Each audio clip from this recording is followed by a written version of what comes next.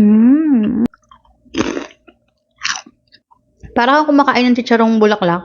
Healthier version. Next natin is barbecue. Harap.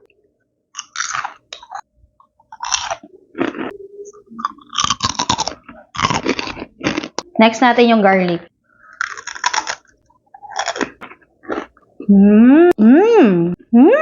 Uy, laki ah. Sa unang lapat sa taste buds mo nito, hindi siya agad-agad na lasang garlic. Unti-unti siyang nagbi-build up. Ang laki niya, guys. Spicy garlic. Cassis mushroom. Bikini men. Char. Okay.